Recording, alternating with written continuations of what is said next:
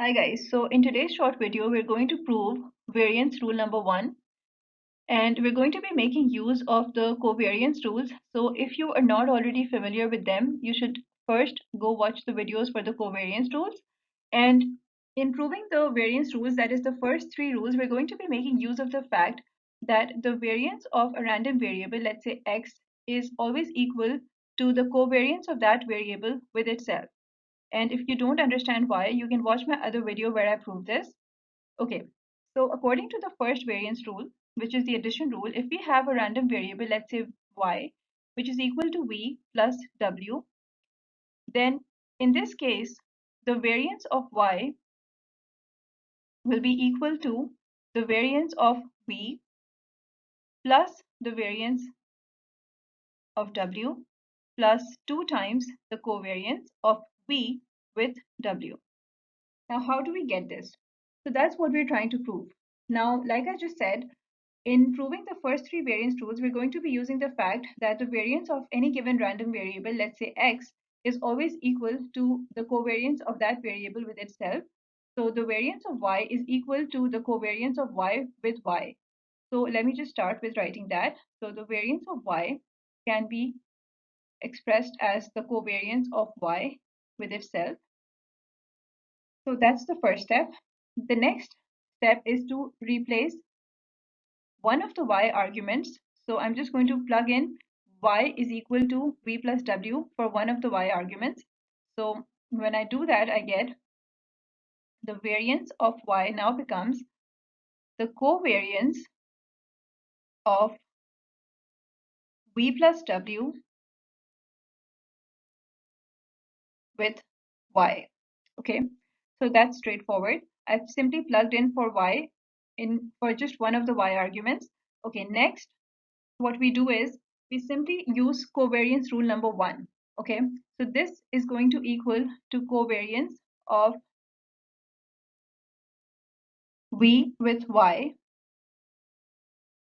plus the covariance of w with y.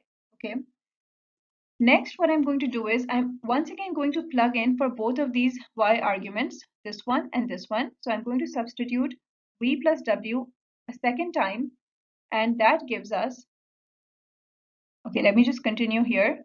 So the variance of y becomes the covariance of v with v plus w. I'm simply plugging in for this y over here. Okay, and once again this becomes the covariance of w with v plus w. So let's make this a squared bracket. Okay, cool. Next, I'm simply going to use covariance. Okay, I need to note the fact, by the way, I forgot to write here that we have used covariance rule number 1 over here. Okay, and I'm going to use covariance rule number 1 once more. So this is going to be the covariance of v with itself plus the covariance of v with w plus the covariance of w with v plus the covariance of w with w. Okay, now notice that this is simply equal to the variance of y, right? Because you know that the covariance of v with itself is simply nothing but the variance of, sorry, the variance of v. Sorry about this mistake. So this is simply nothing but the variance of v, okay? And this expression right here is nothing but the variance of w, okay? And notice that this expression in between, that is the covariance of v with w and the covariance of w with v, these are both the same. So the order does not matter, okay? So the order of the arguments inside the brackets does not matter. So the covariance of v with w is the same as the covariance of w with v. So this entire expression becomes 2 times the covariance of v with w, and therefore we have proven what we started out with.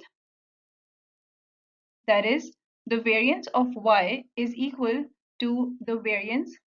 Let me also box this. So we have proven that these two expressions are equivalent. Okay, cool. Oh, and by the way, I forgot to note down over here that we have made use of covariance rule number 1 a second time to get each of these expressions. So it's always a good idea to explain why we're doing what we're doing in order to get full marks. So even though I did explain this, but I forgot to write this down. So over here, we should add that we've used covariance rule number 1 to get this expression in the third step. Thank you.